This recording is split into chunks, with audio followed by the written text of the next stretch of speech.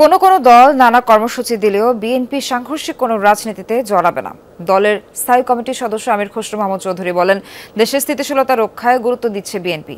নির্বাচন বানচালে একটি গোষ্ঠীর ষড়যন্ত্র দেশের মানুষ সফল হতে দেবে না বলেও মন্তব্য করেন বিএনপি নেতারা। রাজধানীতে আলাদা অনুষ্ঠানে বিএনপি নেতারা এসব কথা বলেন। শুধুমাত্র সিটি ব্যাংকে অ্যাকাউন্ট থাকলেই করতে পারবেন গুগল পে। তাই অ্যাকাউন্ট খুলুন আজই।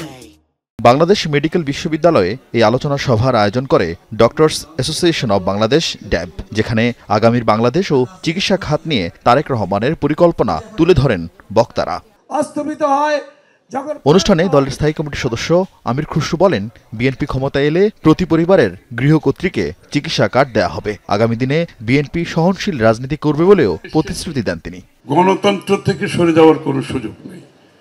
এই জন্য বিএনপি আপনারা লক্ষ্য করেছেন, এই যে এখন ঘটনাগুলো ঘটতেছে, আপনার মবক্রেসি একদিকে চলছিল, আবার অন্য কিছু দল বিভিন্ন দাবি দাওয়া নিয়ে রাস্তায় নামছে। এখন কোনো স্বৈরাচার তো নাই, কিন্তু বিএনপি রাস্তায় নামার কোনো কর্মসূচি দিচ্ছে না। অন্যরা যাই করুক, আমরা কিন্তু সাংঘর্ষিক রাজনীতির দিকে যাচ্ছি না, এবং এইটাই বিএনপির আগামী দিনের রাজনীতি। এই জন্য আমরা স্থিতিশীলতার খাতিরে রাজনৈতিক সংস্কৃতিতে পরিবর্তন আনতে হবে। জাতীয় প্রেস ক্লাবে আরেক অনুষ্ঠানে বিএনপি নেতা জয়নুল আবদিন ফারুক বলেন, কার্যক্রম নিষিদ্ধ আওয়ামী লীগের সাথে আতাত করে একটি গোষ্ঠী দেশে অরাজকতা তৈরির চেষ্টা করছে। যত ষড়যন্ত্রই, যত রকমই আওয়ামী প্রেতাত্বের সাথে সম্পর্ক করে বাংলাদেশের নির্বাচনকে ব্যাহত করতে চান, কিছুই হবে না।